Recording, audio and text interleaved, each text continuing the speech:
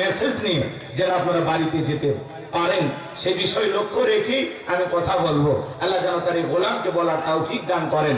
সকলে বলুন আমিন। আমার কোনো জ্ঞান নাই, জ্ঞান দেন আল্লাহর মালিক কে। ক্বালু সুবহানাকা লা ইলমা লানা ইল্লা মা আল্লামতানা ইন্নাকা আনতাল আলিমুল হাকীম। বলুন সুবহানাল্লাহ। জ্ঞান দেন আল্লাহর মালিক কে? আরেকটু জোরে বলেন কে? জ্ঞান দেওয়ার মালিক আমার আল্লাহ। আল্লাহ তাআলার কাছে দোয়া চেয়ে আপনাদের সকলের দোয়া নিয়ে আমি শুরু করতে চাই। সূরা লোকমান থেকে আলোচনা হবে ইনশাআল্লাহ। জবান ছেড়ে সবাই একটু মহব্বতে আমার সাথে তেলাওয়াত করুন। আউযু বিল্লাহি মিনাশ শাইতানির রাজিম। আরো হালকা করে দেন। বিসমিল্লাহির রাহমানির রাহিম। বিতাড়িত মুর্দা শয়তানের কাছ থেকে আল্লাহ পাকের কাছে আশ্রয় প্রার্থনা চাচ্ছি। পরম করুণাময় দয়ালু আল্লাহ তাআলার নামে শুরু করছি। সূরার নাম কি বললাম? আরেকটু জোরে বলেন কি নাম? আপনারা সবাই কি আদর্শ পিতা হতে চান? সন্তানটাকে আদর্শ মানুষ হিসেবে গড়ে তুলতে চান? একটু খেয়াল রাখবেন। আমরা সবাই চাই আমি যেন একটা গর্বিত পিতা হতে পারি, আমার সন্তানটা যেন মানুষের মতো মানুষ হয়।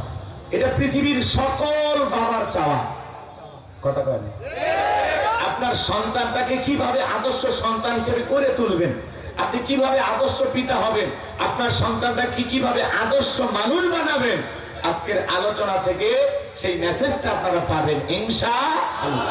আজকে আলোচনার বিষয় আদর্শ পিতা হবেন কিভাবে, আর সন্তানকে আদর্শ সন্তান হিসেবে কিভাবে গড়ে তুলবেন। লোকমানে হাকিম তার কলিজার টুকরা সন্তানদেরকে যে উপদেশগুলো দিয়েছিলেন, সেই উপদেশগুলো যদি আমরা আমাদের ঘরে থাকা সন্তানদেরকে দিতে পারি, এই সন্তানগুলো মানুষের মতো মানুষ হবে। চিৎকার মেরে বলুন আল্লাহু আকবার। সম্মানিত ভাইয়েরা আমার, কোরআনুল কারীম থেকে আলোচনা করতে চাই, কারণ এই কোরআনুল কারীম থেকে যদি আলোচনা করা হয়, বলেন তো বাজান, এই কোরআনের মধ্যে কি কোনো ভুল আছে, কোনো মিথ্যা আছে, কোনো ধোঁকা আছে? থাকবে কি করে? কিতাবটি নাজিল করেছেন কে? আল্লাহ রাব্বুল আলামিন বলেন, যালিকাল কিতাবু লা রাইবা ফীহি। আল্লাহ রাব্বুল আলামিন বলেন, এটি এমন একটি কিতাব যেই কিতাবের মধ্যে কোনো সন্দেহ নাই, কোনো সংশয় নাই, কোনো মিথ্যা নাই, কোনো ধোঁকা নাই। there is no doubt। বলুন আল্লাহু আকবার। হুদাল লিল মুত্তাকিন, মুত্তাকি বান্দাদের জন্য গাইডলাইন হিসাবে, পথ প্রদর্শক হিসাবে আসমান থেকে কিতাবটি নাজিল করেছেন কে? সেই কিতাবের আলোচনা শুনলে লাভ না লস? লাভটাকে আমার আল্লাহ জানায়া দিলেন, ওয়া ইযা কুরিয়াল কুরআনু ফাসতামিউ লাহু ওয়া আনসিতু লাআল্লাকুম তুরহামুন।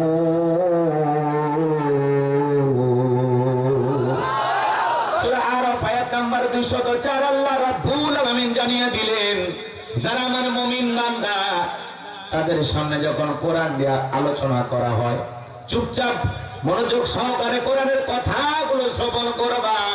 তোমাদের সামনে যখন কোরআন থেকে আলোচনা করা হয়, চুপ করে মনোযোগ সহকারে কান লাগিয়ে কথাগুলো যদি শ্রবণ করতে পারো, আমি আল্লাহ রাব্বুল আলামিন আসমান থেকে তোমাদের উপরে আমার রহমত বৃষ্টির মতো নাজিল করব। বলুন সুবহানাল্লাহ।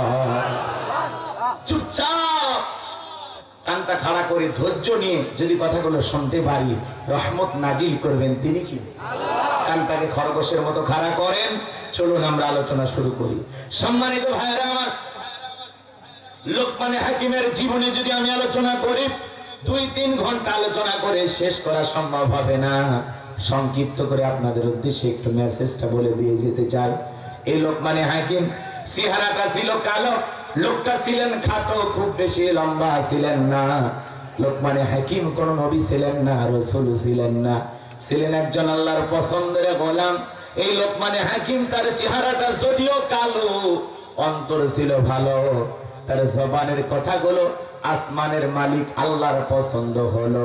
সেই কথাগুলোকে কোট করে আল্লাহ রাব্বুল আলামিন কোরআনুল কারীমের ভিতরে তার নামে একটি সূরা নাজিল করলো। বলুন আল্লাহু আকবার। জমিনের একজন বান্দার কথা আসমানের মালিক আল্লাহর পছন্দ হয়, তাহলে বলেন তো বান্দাটা কি সাধারণ কথা বলেছেন নাকি অসাধারণ কথা? বলে না কেন? গভীর মনোযোগ দিয়ে শুনবেন। লোকমানে হাকিম তার সন্তানদেরকে যে উপদেশগুলো দিয়েছিলেন, যে কথাগুলো বলেছিলেন, সন্তানদের সামনে যে ওয়াজটা করেছিলেন, যে নসিহত করেছিলেন, এই নসিহত, এই উপদেশ আল্লাহ তাআলার কাছে এত ভালো লাগলো, এত পছন্দ হলো যে আল্লাহ রাব্বুল আলামিন লোকমানে হাকিমের সেই কথাগুলোকে কোট করে কোরআনুল কারীমের ভিতরে তার নামে একটি সূরা নাজিল করলেন। বলুন আল্লাহু আকবার। এবং পুরো পৃথিবীবাসীকে জানিয়ে দিলেন, তোমরা যদি পিতা হতে চাও লোকমানে হাকিমের মতো আদর্শ পিতা হও। আল্লাহু আকবার বলে।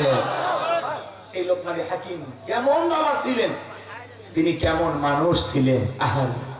এই লোকমানে হাকিম ছিল একজন কৃতদাস, মানুষের বাড়িতে ছাগল চরানোর কাজ করতেন। লোকমানে হাকিমের অনেক ঘটনা, অনেক কাহিনী আছে, বলার সুযোগ নাই। এই কৃতদাস গোলাম থাকা অবস্থায় একদিন তার মনিব ডেকে বলে, লোকমান তোমার নাকি অনেক জ্ঞান, একটা ছাগল জবাই করার পরে সবচাইতে উৎকৃষ্ট যে অংশটা সেটা আমার সামনে নিয়ে আসো। লোকমানে হাকিম ছাগল জবাই করার পরে ছাগলের জিহ্বা আর হৃৎপিণ্ড সামনে নিয়ে এসে হাজিরি করলেন। পরের দিন বলে, লোকমান আর একটা ছাগল জবাই করার পরে সবচেয়ে নিকৃষ্ট দুইটা অংশ নিয়ে আসো। লোকমানে হাকিম আবারও জিহ্বা হৃৎপিণ্ড হাজিরি করলেন। লোকমানের মনিব ডেকে বলে, লোকমানে হাকিম বুঝতে পারলাম না, উৎকৃষ্ট বেলায় একই জিনিস নিয়ে আসলা, আবার সবচেয়ে নিকৃষ্ট বস্তু যেটা আনতে বললাম তার ভিতরে এই দুইটা জিনিস আনলা, ব্যাপারটা বুঝতে পারলাম না। লোকমানে হাকিম ডেকে বলেন, এই জিহ্বাটা এমন একটা দামি জিনিস, এই জিহ্বাতে যদি আল্লাহর জিকির করা হয়, এই জিহ্বাতে যদি সত্য কথা বলা হয়, সত্যের পক্ষে সাক্ষী দেওয়া হয়, তাহলে দেহের ভিতরে এই জিহ্বাটা হবে সবচেয়ে দামি।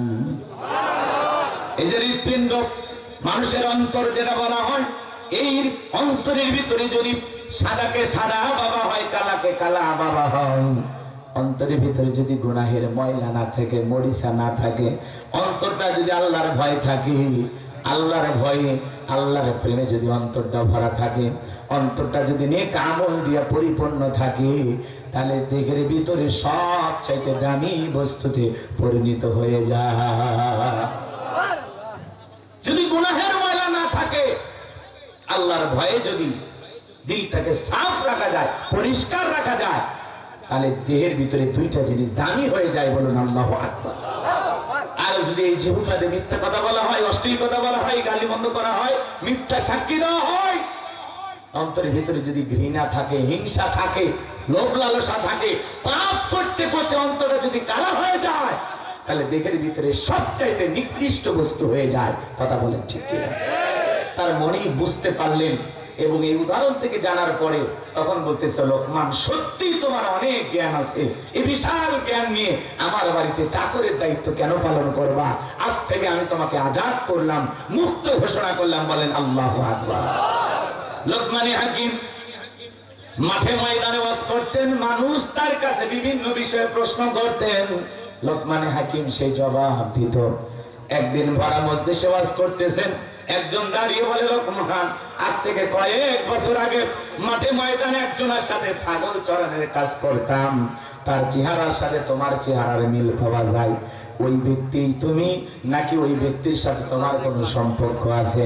লোকমানে হাকিম ভরা মজলিসের লোকজনদেরকে ডেকে বলে, শোনো, আজ থেকে কয়েক বছর আগে মাঠে ময়দানে যে ছাগল চরানোর কাজ করত, সে রাখালি আজকে তোমাদের সামনে ওয়াজ করতেছে, প্রধান বক্তা হয়ে উপদেশ দিতেছে। চিৎকার মেরে বলেন আল্লাহু আকবার। এই ঘটনার দ্বারা শিক্ষা হলো, মুমিনেরা অতীতের ইতিহাস ভোলে না। কথা বলে ঠিক কিনা? একজন রিক্সা চালক, ভ্যান চালক গরিব অসহায় থাকতে পারে, আল্লাহ যদি ধনী বানায়, সম্পদওয়ালা বানায়, শুকরিয়া আদায় করে, অহংকার করে না। আর দেখা গেল হঠাৎ কিছু টাকার মালিক হয়ে গেল, এত দাম্ভিকতা করে, অহংকারে পা যেন জমিনে পড়ে না। আল্লাহ তাআলা দিয়েছে, আপনার কি যা আছে সব দিয়েছেন আল্লাহ। সামনে গেলে বুঝতে পারবেন।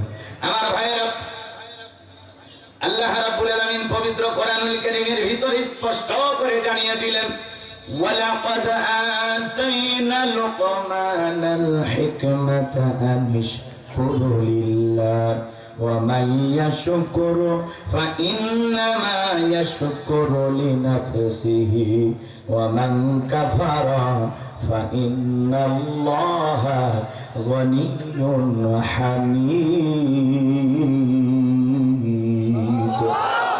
আল্লাহ রাব্বুল আলামিন বলেন আমি লোকমান হাকিমকে ইলম দিয়েছিলাম, জ্ঞান দিয়েছিলাম, হিকমত দান করেছিলাম।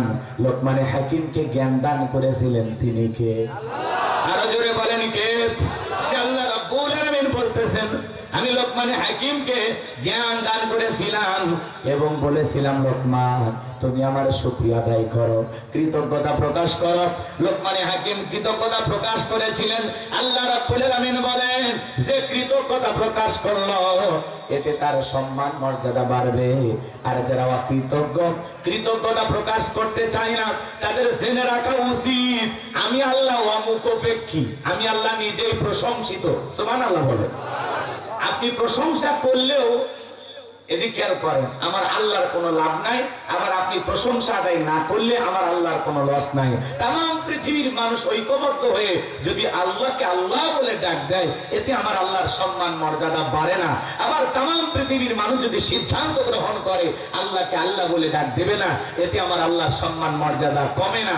আপনি ডাকলেও আমার আল্লাহ আল্লাহ, না ডাকলেও আমার আল্লাহ আল্লাহ। কারণ 5 বছর পরে ভোট দিয়ে নির্বাচন করে আল্লাহ হয় না। কথা বলে ঠিক কি না? যারা শুকরিয়া আদায় করে, লোকমান হাকিম আল্লাহ তাআলার ইলম দিয়েছিলেন এবং বলেছিলাম লোকমান আমার শুকরিয়া আদায় করো। আল্লাহ তাআলার প্রিয় গোলাম লোকমান হাকিম ইলম জ্ঞান পাওয়ার পরে আল্লাহ তাআলা কৃতজ্ঞতা প্রকাশ করেছিলেন, শুকরিয়া আদায় করেছিলেন। আল্লাহ রাব্বুল আলামিনের প্রিয় গোলামে পরিণত হয়ে যাওয়ার কারণে লোকমান হাকিমের সম্মান মর্যাদা কমেছে না বেড়েছে? তার মানে শুকরিয়া আদায় করলে বান্দার লাভ, আমার আল্লাহর কোনো লাভ নাই। আর শুকরিয়া আদায় না করলে বান্দার লস, আমার আল্লাহর কোনো লস নাই। এই জন্য আল্লাহ রাব্বুল আলামিন বলেছিলেন যারা কৃতজ্ঞতা প্রকাশ করে না, আমি আল্লাহর শুকরিয়া আদায় করে না, তাদের জেনে রাখা উচিত, তাদের জেনে রাখা উচিত আমি আল্লাহ কারো মুখাপেক্ষী নই, আমি আল্লাহ অমুখাপেক্ষী। সারা দুনিয়ার মানুষ আল্লাহর মুখাপেক্ষী। কথা বলে ঠিক কিনা? কথা কয় না কেন? আমরা সবাই কার মুখাপেক্ষী? আরো জোরে বলেন। আর আল্লাহুস সামাদ, তিনি কারো মুখাপেক্ষী নন, আমরা সবাই তার মুখাপেক্ষী। কথা বলে ঠিক কিনা? গভীর মনোযোগ দিয়ে কথাগুলো বোঝার চেষ্টা করবেন। শুকরিয়া আদায় করলে, কৃতজ্ঞতা প্রকাশ করলে বান্দার লাভ, আমার আল্লাহর কোনো লাভ নাই। আর শুকরিয়া আদায় না করলে বান্দার লস, আমার আল্লাহর কোনো লস নাই। গভীর মনোযোগ দিয়ে শুনবেন। কেন আল্লাহ তাআলার শুকরিয়া আদায় করবেন না? কেন আল্লাহ তাআলার প্রশংসা আদায় করবেন না? কেন আল্লাহর শ্রেষ্ঠত্ব বরত্ব ঘোষণা করবেন না? এই জমিনে আল্লাহ তাআলা যেদিন আপনাকে আমাকে পাঠিয়েছিলেন, বলেন তো দেহের ভিতরে পোশাক ছিল? আরো জোরে বলেন। এই যে পোশাকটা দেহের ভিতরে পরে আছে এটা দিয়েছেন কে? আল্লাহ। আরো জোরে। আল্লাহ। রাগ করতেছেন? আপনি আমি যখন জন্মগ্রহণ করেছিলাম কয়েক লাখ টাকার বান্ডিল নিয়ে আসছিলেন? আর জমির দলিল সহ বেরিয়েছিলেন? আহারে, একটা নাপাক পানির থেকে যে মহান মনিব সৃষ্টি করে উলঙ্গ করে পৃথিবীতে পাঠাইয়া আপনার শরীরে চাকচিক্য পোশাক পরার ব্যবস্থা করে দিয়েছেন কে? আবার এই জমিনে এমনও মানুষ আছে আপনি যে সুন্দর পোশাক পরেন এই সুন্দর পোশাক পরার ভাগ্য তার হয় না, কারণ কেনার টাকাটাই নাই। তার চাইতে আপনি ভালো নাই। কেন আল্লাহর প্রশংসা আদায় করবেন না? কত মানুষ রেল স্টেশনে শুয়ে কাতরাচ্ছে, আপনার একটা টিনের বেড়াওয়ালা হোক, মাটির হোক, একটা ঘর আছে। এই দুনিয়াতে এমনও মানুষ আছে যার এরকম ঘরও নাই, তাদেরকে আমরা বলি যাযাবর। কথা বলে ঠিক কিনা? মাথার তলে ইট দিয়ে ঘুমাচ্ছে আর আপনি একটা নরম বালিশের তলে ঘুমাচ্ছেন, তারপরেও বলেন তো শুকরিয়া আদায় করবেন না? এভাবে গল্প করেন না। এই ছেলে এই যে মোবাইল পরে সাইজ করতেছে, একটু এদিক খেয়াল করেন। আমি আগে বলছি এদিক সেদিক কথা বললে আমার একটু এলোমেলো হয়ে যাবে, মনোযোগ দেন। বলেন তো আল্লাহ তাআলার কৃতজ্ঞতা প্রকাশ করা দরকার আছে না নাই? কেন করবেন না রে ভাই? আপনি ভ্যান চালক হন, রিক্সা চালক, আলহামদুলিল্লাহ আলহামদুলিল্লাহ। ছোটখাটো একটা দোকান বালিয়ে ডেঙ্গি বাজারে আছে, আলহামদুলিল্লাহ, এতে আমি খুশি। আমার 2-1 বিঘা জমি আছে, আলহামদুলিল্লাহ। এত আহামরি চাহিদা কেন? কথা বলেন না। নিজের অবস্থানে থেকে শুকরিয়া আদায় করেন, যে যার অবস্থান থেকে আল্লাহ তাআলার প্রশংসা আদায় করেন। আপনার অবস্থানকে পরিবর্তন করে দিবেন কে? লা ইন শাকারতুম লাযীদান্নাকুম ওয়া লা ইন কাফারতুম ইন্না আযাবি লাশাদীদ। নিয়ামত পাওয়ার পরে যারা শুকরিয়া আদায় করে, আমি আল্লাহ পাক তাদের নিয়ামত সমূহগুলোকে বাড়ায়া দিই। চিৎকার মেরে বলুন সুবহানাল্লাহ। আর যারা নিয়ামত পাওয়ার পরে না শুকরিয়া আদায় করে অকৃতজ্ঞ হয়, আমি আল্লাহ পাক তাদের নিয়ামতগুলোকে ছিনাইয়া নেই এবং তাদের জন্য রয়েছে কঠোর আযাব, শাস্তির ব্যবস্থা। চিৎকার মেরে বলুন নাউযুবিল্লাহ। কেন আল্লাহর প্রশংসা আদায় করবেন না? এই জন্য ভাইয়েরা আমার, অনেকে বিদেশে থাকে, সৌদি আরব, মালয়েশিয়া, দুবাই, সিঙ্গাপুর। আলহামদুলিল্লাহ, আপনি তো একজন প্রবাসী ভাই। কত মানুষ বিদেশে যাওয়ার স্বপ্ন দেখে। এই জন্য যে যার অবস্থান থেকে, আরে ভাই, যতটুকু আল্লাহ দিয়েছেন ততটুকু পেয়ে আল্লাহ তাআলা শুকরিয়া আদায় করতে হবে। এই দুনিয়াতে কত অসঙ্গতি আছে, কত সমস্যা আছে। পারস্যের কবি শেখ সাদী রহমাতুল্লাহ আলাইহি, মনটা বড় খারাপ, পায়ে এক জোড়া স্যান্ডেল নাই, ডেকে বলতেছে মনে মনে, আল্লাহ আমি এত বড় কবি, আমার পায়ে এক জোড়া জুতা নাই, মনটা বড় খারাপ। পথচল দিকে তাকা দেখে আল্লাহর একজন বান্দা বসে আছে, যার দুইটা পা নাই। মুহূর্তে শেখ সাদী রহমাতুল্লাহ আলাইহি সিজদায় পড়ে গেলেন আর আল্লাহ তাআলার কাছে কেঁদে বললেন, আল্লাহ আমার পায়ে জুতা নাই, আমি মন খারাপ করেছিলাম, কিন্তু এই জমিনে তোমার এমন বান্দা আছে যার দুটা পা নাই। আল্লাহ গো, তার চাইতে আমারে তুমি কত ভালো রেখেছো। এই জন্য যাকে আল্লাহ যতটুকু দিয়েছেন ততটুকু পেয়ে সন্তুষ্ট থাকতে হবে। কার উপর? শুকরিয়া আদায় করবো কার? গভীর মনোযোগ দিয়ে কথাগুলো শুনবেন। একবার কুড়িগ্রাম জেলা ওয়াজ করতে গেছিলাম। আমার আগে যিনি আলোচনা করেছিলেন অন্ধ হাফিজ সাহেব, চোখে দেখে না। আমরা খাওয়া দাওয়া করতেছিলাম, হঠাৎ করে বিদ্যুৎটা চলে গেল। আমি বললাম, ভাই তাড়াতাড়ি আলোর ব্যবস্থা করেন, প্লেটের মধ্যে অনেক খাবার আছে, মাছ আছে, হাড় আছে, এগুলো খাইতে গিয়ে কষ্ট হবে। আমাকে অন্ধ হাফেজ সাহেব হাতটা ধরে বলে, হুজুর আজ 52 বছর হয়ে গেল, আমার চোখে কোনো আলো নাই, বিদ্যুৎ নেই। ও হুজুর, আমার যে মা আমারে জন্ম দিয়েছে, মাটা দেখতে কেমন আমি জানি না, আমার বাবা দেখতে কেমন আমি জানি না, আল্লাহর আসমানটা দেখতে কেমন আমি জানি না, জমিনটা দেখতে কেমন আমি জানি না। হুজুর, আয়নার সামনে দাঁড়াইলে নিজের চেহারাটা দেখতে কেমন আমি জানি না। মা বাবা আমার বিবাহের ব্যবস্থা করেছে, বউটা দেখতে ফর্সা না কালা আমি জানি না। আল্লাহ অনেকগুলো ছেলে সন্তান, মেয়ে সন্তান দিয়েছে, ছেলেটা দেখতে কেমন আমি জানি না, আমার মেয়েটা দেখতে কেমন আমি জানি না। ও হুজুর, তারপরে আমি আল্লাহ তাআলার উপর এমন খারাপ করি নাই। আমার আল্লাহর প্রতি আমার কোন রাগ নাই, অভিযোগ নাই। আমার আল্লাহ দুনিয়াতে চোখের আলো দেয় নাই। আমি আল্লাহ তাআলার কাছে একটা জিনিস চাই, কঠিন কিয়ামতের ময়দানে যেদিন আল্লাহ তাআলা আমার চোখের আলো ফিরিয়ে দেবে, ওই দিন চোখের আলো ফিরে পাওয়ার পরে সর্বপ্রথম যেন আমি আমার ওই চোখ দিয়া আমার আল্লাহকে দেখতে পাই। একটা অন্ধ ব্যক্তির ইমানটা কত মজবুত। কত মানুষ দেখেন না, দুইটা হাত নাই, দুইটা পা নাই, তার চাইতে কি আল্লাহ আপনাকে ভালো রাখে নাই? কত মানুষ এই মুহূর্তে হাসপাতালের বেডে শুয়ে কাতরাচ্ছে, তার চাইতে কি আপনি ভালো নাই? তাহলে শুকরিয়া হবে কার? একটু নির্বিষয়ে গেলে বলে আমি এত নামাজ পড়ি, আরে এত অসুখ আমারে হয়, আল্লাহ কি দেখে না? নাউযুবিল্লাহ, আল্লাহ দেখে না? আল্লাহ তো সব দেখে। যে বান্দা যত মহাব্বত আর পছন্দের, সে বান্দার তত পরীক্ষা, তত বিপদ মুসিবত দেন তিনি কে? আল্লাহ। একটু সবর করেন, একটু ধৈর্য ধারণ করেন। তাহলে আপনারা সবাই কেমন আছেন? আলহামদুলিল্লাহ। আরো আসতে বলেন, আপনারা সবাই কেমন আছেন? যদি জিজ্ঞাসা করা হয় আপনারা সবাই কেমন আছেন? আলহামদুলিল্লাহ। আগামীকালকে কি বালিয়াডাঙ্গিতে দেখাতে পারে? তাহলে কি বলতে হয়? ইনশাআল্লাহ। কারণ অনেক মানুষ কোন দোয়া কোথায় পড়া লাগে জানে না, কথা বলে ঠিক কিনা? একজন পেশাবখানায় যা দোয়া পড়তেছে, বিসমিল্লাহি ওয়ালা বারাকাতিল্লাহ। আমি তো বললাম, চাচা এটা তো খানা খাওয়ার দোয়া। কই বাবা, কোন দোয়া যে কোন জায়গায় পড়া লাগে আমার মাথা কাজ করে না। কই আপনার ছেলে সন্তান জন্ম হয়েছে, কই ইন্না লিল্লাহি ওয়া ইন্না ইলাইহি রাজিউন। আপনার শাশুড়ি মারা গেছে, কই আলহামদুলিল্লাহ। অনেক মানুষ আছে কোন দোয়া কোন জায়গায় পড়া লাগে বোঝে না। ভাই কেমন আছে? ভাই ইনশাআল্লাহ। কথা বল না, কি বলে? ভাই কেমন আছেন বলে কি? ইনশাআল্লাহ। অথচ জিজ্ঞাসা করলে ভাই কেমন আছেন, কি বলতে হয়? আলহামদুলিল্লাহ। এগুলো বলতে গেলে অনেকে আবার মন খারাপ করে যদি জিজ্ঞাসা করে ভাই কেমন আছেন, কত কোসর মোসর, কত এই গরিবের থাকা না থাকা, ভাই আমি যে মানুষ, আমার আর কি খবর নেবেন, এই কোনো মতে দিনকাল যাচ্ছে, আর কি আসি আলহামদুলিল্লাহ, মানে অনেক কষ্টে মুক্তি আলহামদুলিল্লাহ বের হয়। এরকম মুসলমান আছে না? শুকরিয়া আদায় করতে হবে কার? আমার একজন মহাব্বতের মানুষ আছে, তাকে আমি কয়েকদিন আগে ফোন দিয়েছিলাম যে বাবাজি আপনি কেমন আছেন, তখন বলতেছে আলহামদুলিল্লাহ ভালো আছে। তারপরে আমি বললাম দিনকাল কেমন যাচ্ছে, যা যাচ্ছে আলহামদুলিল্লাহ। সমস্যার কথা তো তোমার বলে লাভ নাই, সমস্যা দিবেন যিনি, সমাধান করবেন, আরো জোরে বলেন সমাধান করবেন। জীবনের কোনো কিছু চাওয়ার আগে, বলার আগে বলেন তো বলতে হবে কার কাছে? গভীর মনোযোগটা কথাগুলো বোঝার চেষ্টা করবেন। আমরা মুসলমান কোন জায়গায় কোন দোয়া পড়া লাগে অনেকে বুঝি না। আপনাদের এই গ্রামের নাম পলাশবাড়ি, এই গ্রামের একজন মসজিদের ইমাম সাহেব আছে না নাই? একজন এই গ্রামের আর একজন মানুষ মসজিদের সামনে দিয়ে হেঁটে যাচ্ছে, জহরের নামাজের পড়বে, সালাম দিলেন আসসালামু আলাইকুম, ভাই কই যান? বলে ভাই আমি যাচ্ছি সেই রানী শঙ্কর। কেন? ওই জায়গায় যে একটু হাট থেকে একটু গরু কিনে বাড়িতে নিয়ে আসবো। তখন বলতেছে ভাই তাহলে বলেন ইনশাল্লাহ হাটে যাচ্ছি। বলে এই যে হুজুরদের এই সমস্যা, কোথাও না কোথাও একটা সমস্যা ধরেই দিবেন আপনারা, খালি ভুল ধরতে পারলে আপনারা বুঝি।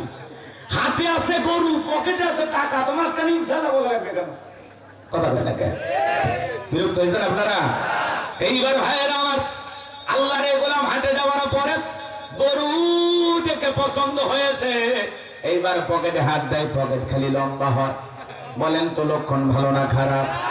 এইবার পকেটের দিকে টাকা দেখে ছিনতাইকারী চোর বাটপার যারা আছে, আস্তে করে বিলেট দিয়ে পকেটটা কেটে টাকা মেরে নিয়েছে, ও টেরো ভাই নাই। এইবার আসরের নামাজের পরে ইমাম সাহেবের সামনে দিয়ে হেঁটে যাচ্ছে, তখন বলতেছে আব্দুল সালাম ভাই গরু কোথায়? ইনশাল্লাহ টাকা চুরি হয়ে গেছে, ইনশাল্লাহ গরু কিনতে পারি নাই, ইনশাল্লাহ বাড়িতে যাইতেছি। সে ইনশাল্লাহ বললই চালান পাতি হারানের পরে। আমাদের অবস্থাও তাই। আল্লাহ তাআলা এত নিয়ামত দিয়েছেন, এত ভালো রেখেছেন, তারপরে জবান দিয়ে আল্লাহর শুকরিয়া আদায় করি না। আমাদের চাইতে বড় নিয়ামত হারাম কেউ নাই। এইজন্য আল্লাহ বলেন ইন্নাল ইনসানা লিরাব্বিহি লাকানুত, ইন্নাল ইনসানা লিরাব্বিহি লাকানুত। মানুষ বড় অকৃতজ্ঞ। ডাইরেক্ট বাংলা ভাষায় যাকে বলা হয় নিয়ামত হারাম। বলেন তো সব সময় শুকরিয়া আদায় করতে হবে কার? তাহলে আল্লাহর জমিনে বসবাস করি, যে আল্লাহ তাআলা সুস্থতা দিয়েছেন, যে আল্লাহ তাআলা আমাদেরকে স্বাভাবিক চলাফেরা করা তৌফিক দিয়েছেন, চোখের জায়গায় চোখ দিলেন, নাকের জায়গায় নাক দিলেন, কানের জায়গায় কান দিলেন, দেহের ভিতরে কোটি কোটি টাকার নিয়ামত যে আল্লাহ তাআলা দান করেছিলেন, যে আল্লাহ তাআলা দান করেছেন, সে আল্লাহ তাআলার শুকরিয়া আদায় করা যাবে তো ইনশাআল্লাহ? তাহলে জবান ছেড়ে সবাই আরেকবার বলুন আলহামদুলিল্লাহ।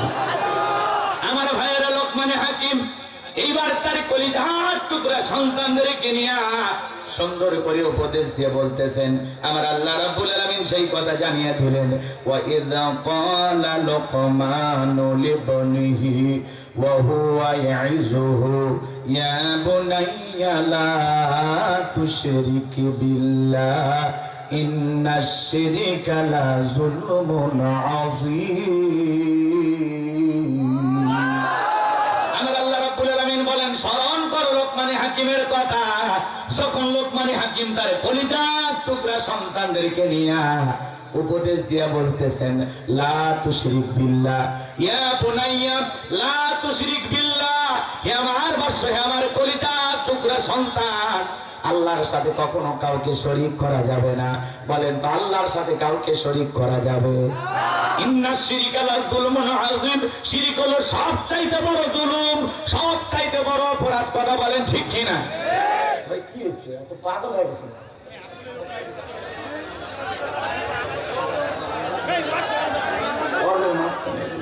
ঝামেলা না বুঝুন না।